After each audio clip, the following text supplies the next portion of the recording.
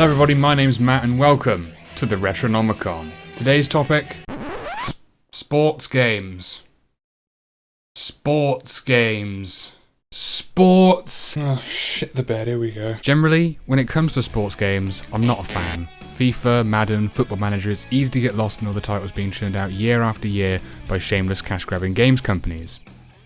EA Sports. But with that said, I've been known to enjoy skateboarding games, because yes, skateboarding is a sport. The occasional wrestling game, playing with my siblings and driving each other crazy with Royal Rumbles. But nothing compares to my love of tennis games. There are an absolute fuckload of tennis games. There's the very basic games on the NES and the SNES. Hell, tennis was the first game ever made, right? Enthralling. I've noticed we've not seen many tennis games on the next generation consoles, with perhaps the most notable being Mario Tennis Aces on Nintendo Switch, which is a solid tennis game in my opinion, and I highly recommend it to anybody remotely interested in the French-turned-British sport or the fat bare knees of American-Italian plumber.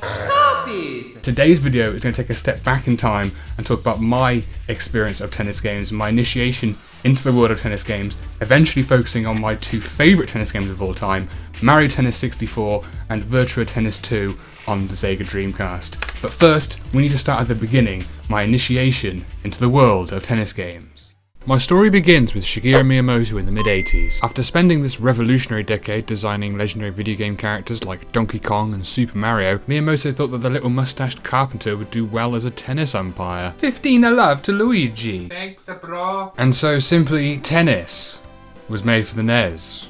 What's there to say? It's tennis. You don't play as Nintendo character, just a little man running back and forth against a computer player or second player on the opposite side, with a beep boop bop, instead of the overly sexual grunting of live tennis.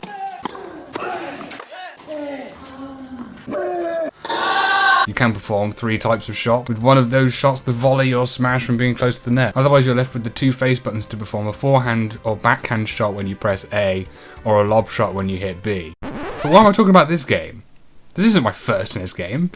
I was still a glimmer in my father's eye when this was a thing. This is my first tennis game. The 1989 port of the original NES Tennis to the Game Boy as a launch title.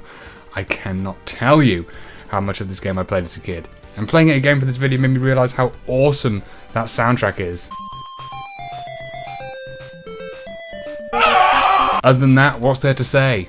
It's tennis. You don't play as Nintendo characters, just a little man running back and forth against a computer player or a second player on the opposite side with a beep boop bop. The controls are the same, as you're still limited to 2 face buttons on the Game Boy with an A to hit and a B to lob. Fast forward now to the summer of 2000. Mario Tennis is released on the N64 developed by Camelot Software and published by Nintendo, and well, my 10-year-old mind could not handle it. Holy fuck, the ball's on fire! And yes, this time around we're actually playing as Nintendo characters, like Mario, Donkey Kong, and Chode. The game begins with a cinematic. Yes, this is a tennis game with a story. Got a problem? No. Good. Mario has hung up his umpire uniform in favour of the racket, although I have a feeling it's just so he can school his girlfriends at tennis. We join the crew in the middle of a tennis tournament, eventually culminating in the grand final between Mario and Luigi because, I mean, let's face it, who else was it going to be? The princess of one game, Daisy? Or Chode. Anyway, before the final set can begin, Mario and Luigi show up and ruin everyone's good time. That's right. This was the game that introduced the character Waluigi, a purple abomination that's been memed to all hell that was only introduced to the franchise so that the evil fat Salvador Dali character over here could have a doubles partner. It seems that all hope for peaceful spot of tennis has vanished. Just then you think things couldn't get any worse, but oh no! Bowser descends from the sky and with the ghost of his son in tow to fuck up the court and beat everyone with a spiked racket. Oh, don't worry everybody, it's okay. King Crab over here just wants to play a bit of tennis. What is going on here? Why is everybody cheering? What's there to be happy about? Bowser just ruined everyone's good time with his dramatic entrance. I'm with Waluigi on this one. At least they made this asinine character relatable for a second. What was the score of the game between Mario and Luigi? Was that the grand final? Why is everyone cheering? Why have Wario and Waluigi decided not to wreck the thing anymore and join in with everybody else cheering? Why is everybody cheering? Enter the real antagonist of the game, that dreaded bob, and wanders out and explodes, killing everybody at the end. The game actually has quite a large roster of 14 characters to choose from, with 2 extra to unlock by playing through the tournament modes, as well as 4 bonus characters that you can transfer from the Game Boy Color version. What the fuck? I never had this as a kid though, so we'll be ignoring those for now, and fuck me am I glad we are. Each character has a different specialty, with characters like Mario and Luigi having all-rounder stats, while characters like Bowser, Donkey Kong Jr. and Salvador Dali over here having an advantage in power shots, but these specialties act as a trade-off to other stats. As you'll notice, the power characters move at the speed of moss, while speed specialists like Birdo, Yoshi and Baby Mario... Wait, Baby Mario? They let an infant play tennis? All have great movement speed on the court, but...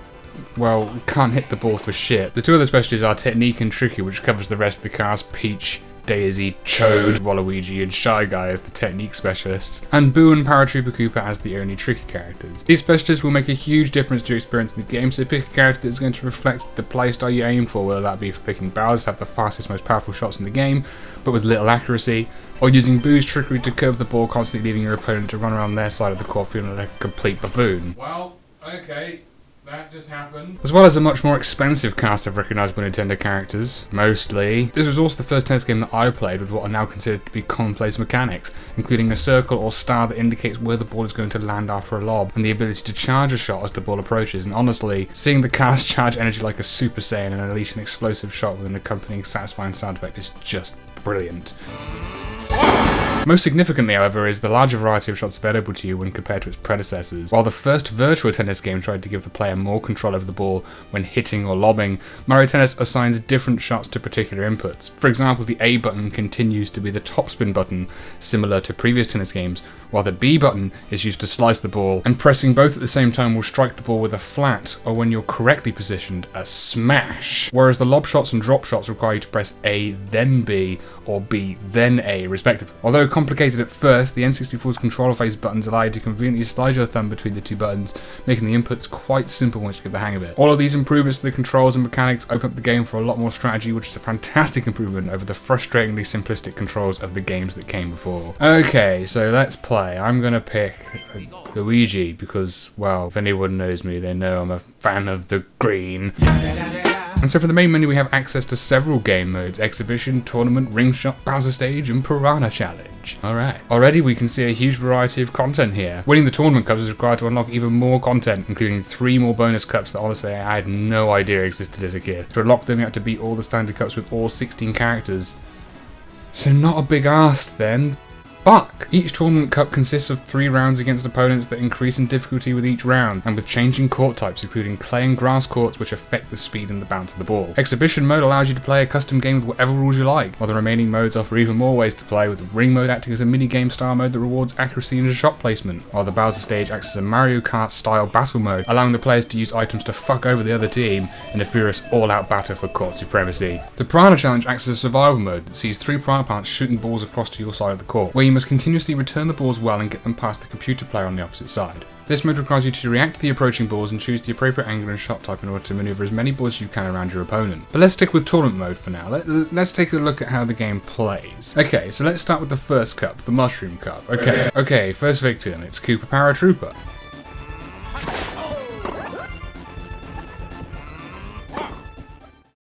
Got wrecked. No joke, this opponent is absurdly easy. What did I expect from what is essentially a tutorial level? I won nearly every point the same way, and won with a service ace to conclude the first game. Also failed to mention that this game has an awesome replay of the winning shot after every point, although that doesn't mean that you won't start skipping it quickly so that you can get back to the action. Some of these replays, however, are silly, gratuitous, and I fucking love them. The character animations at the end of points, whether they win or lose, are also unique to the characters. Anyways, after beating Paratrooper so hard that he deflates, it's on to my next opponent.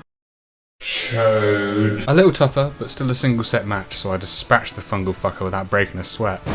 It's also worth noting that I love how each character gives off a different spark on their racket when they serve. You have to appreciate this level of attention to detail in a Mario-based tennis game. My last opponent of the tournament is Yoshi, and now we have a battle of the greens on our hands. Who will come out on top? Mario's slave? Or Mario's slave? After some long rallies and an extra set, I was able to bring home the gold. Why is there a Chode on my trophy? Fucking gross, man. At the end of every tournament, you also get a unique cinematic for each character, which I always found adorable, and gives you added motivation to complete the tournaments with each character so you can see their unique movies. Poor Luigi runs in circles cheering before dropping his trophy and shouting after as it's taken away by a lackey too. Come back here, what's the matter with you? Oh, my trophy. That won't be the last trophy he loses.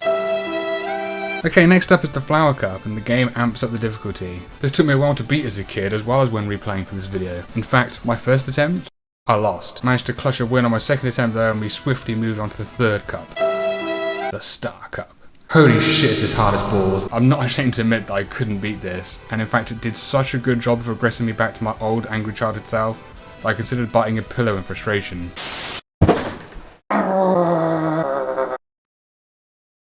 So, all in all, Mario Tennis 64 is still a good time. It introduced a ton of mechanics, at least to me anyway, which are now commonplace in tennis games. It offered tons of replay value with unlockables in the tournament mode, and of course, tons of ways to play with your friends, mixing up the formula like the Bowser Battle stage. But after playing this game, my interest in tennis games remained fairly dormant for the next few years. It wasn't until I was, say, 15 or so, that I first experienced Virtua Tennis 2 at a seaside arcade. I was immediately captivated by the game's speed and impressive graphics.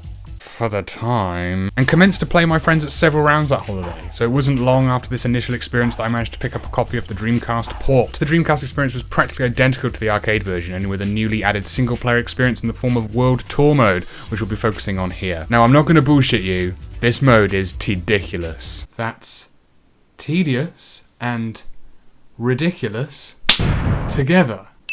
The mode consists of repeatedly playing the same minigames over and over to increase stats, depending on the minigame you choose. Sure, they get harder as you unlock harder training regiments, but the goal is always the same, and the games just become more and more of a chore. Each time you play a minigame, a day passes on the calendar. I've known sports games to handle career modes like this before, but I don't think I've ever actually tried to play a mode like this until playing this game, and while I'm not a fan, I'm not ashamed to admit that I played the fuck out of this. As for the legendary players you can play, there are 8 male and 8 female characters to choose from. There's Patrick Rafter, Tim Henman, my boy, Cedric Cool, Calm, Collected, P.P.Oline. Man's a fucking monster. Yevgeny Kafelnikov, Tommy Haas, Thomas Enqvist, Magnus Norman, and Carlos Moya to choose from out of the men, and Serena Williams, Venus Williams, Lindsay Davenport, Monica Seles, Mary Pierce, is that an X? Aaron Sanchez, Jelena Jelly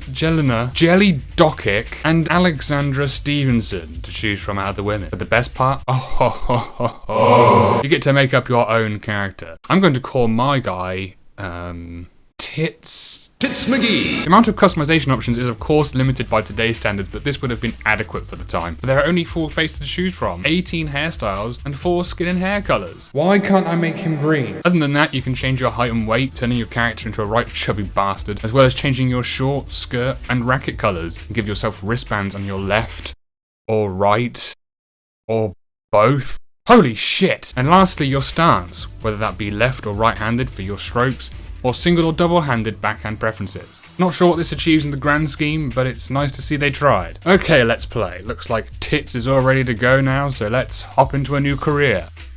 Wait, I have to make a female player as well? Oh, well, this is awesome. Okay, you've got to compliment my other character, so I'll call you, Boob McGee. Oh yes, perfect. And she's 6 foot, of course, and we're ready to go. Read invitation card. Invitation card. We are glad to announce that you are qualified to join the SPT World Tour. 2 tennis players, 1 male and 1 female will attend the tour. Challenge several events that are held all over the world. Tournament. They will be held all over the world according to the tour calendar. Repeating yourself. Training. Challenge minigames to increase your player's skill. Home. You can change the player's equipment and confirm his/her ability. Confirm his ability? Playing fucking tennis. Shop. You can buy tennis equipment such as rackets and apparel. Try to be the strongest tennis player in this tour. We hope he or she will be the world champion someday. Yes, someday is right. SPT Tour, Sega Professional Tennis Association. Select my home. Well, I'm not going with the UK or America because that's just boring. So let's go with right here.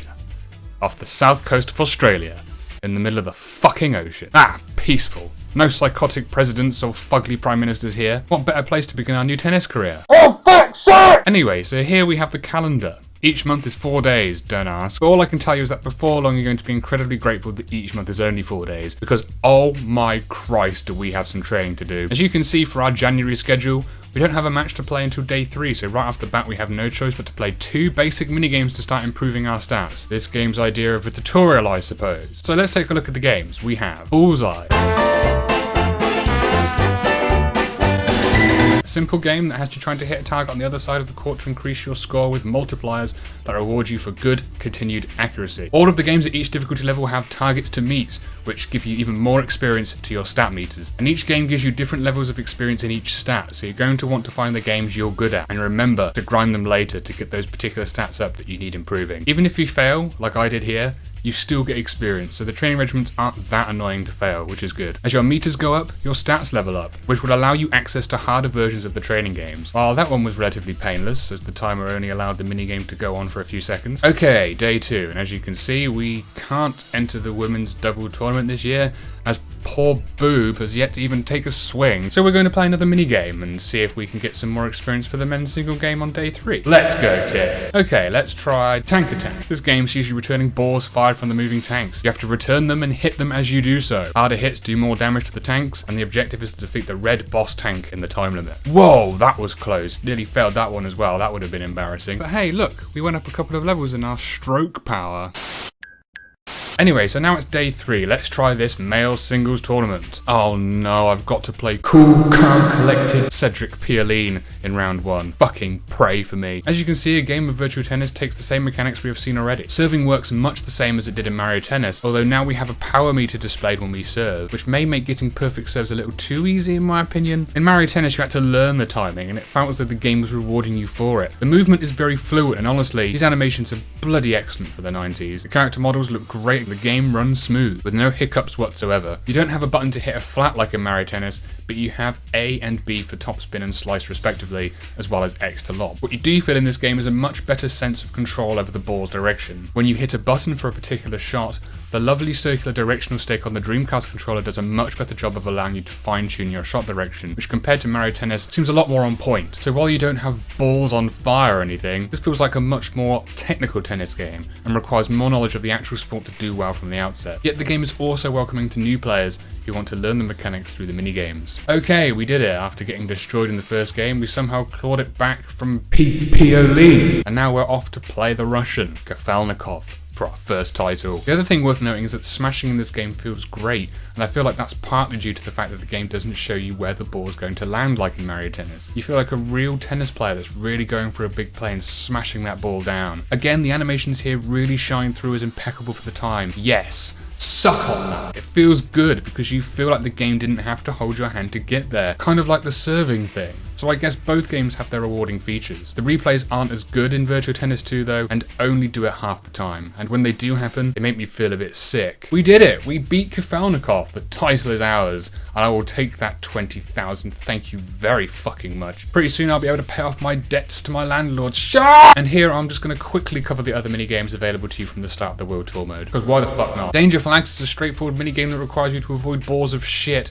while collecting flags to improve your footwork stats. There's Disc Shooter, which is just go, but you have to use tennis balls, and it's pretty fucking difficult in my opinion. There's Stomp Man, a game that sees you playing squash while stepping on cans. Who the fuck thought of this one? Alien Force, which is a cute Alien Invaders version of tennis. Prize Sniper, which acts as a cross between serve training and the fucking Price is Right showcase. And Pin Crasher, which is just tennis serve bowling. Finally, there is also a shop for you to spend your hard-earned tournament cash on new rackets, apparel, etc. Yeah, because we love that etc. Stages and partners. 10,000? That's awfully high. Wait, term of contract 2 months. Oh boy, the things I'm going to do to you for 2 months, lad. You're going to be my bitch, Pierline. Let's see how cool, calm, collected you are in 2 months, you whore. In conclusion, this World Tour mode could be a fun grind for tennis game fans, but to the average player, the constant minigames may be nothing more than an arcadey time waster. That said, this game reignited my interest in tennis games all those years ago, and from there I picked up and played Virtua Tennis 3 and Virtua Tennis 2009, both on PlayStation 3. These games were much the same, but I'm a complete whore for an arcade-style tennis. There's just something about it that has me coming back frequently, and with these newer Virtua Tennis games adding more to the career mode formula established in the second game, I would go on to thoroughly enjoy them. So there you have it, there's the video. I hope you enjoyed it, looking at my 2 favourite tennis games. Both of these games get a retro grade of B for bloody brilliant. Fuck off, slime. Cool, calm, collected. Cool, calm, collected. Cool, calm, collected. Cool, calm, collected. Cool, calm, collected. Cool, calm, collected. Cool, calm, collected. Cool, calm, collected. Here, lean. Thank you so much for watching this video. Please like and subscribe if you enjoyed this video, and remember to hit the bell if you want to be updated on when the next video will be. And please remember to stay cool, stay retro.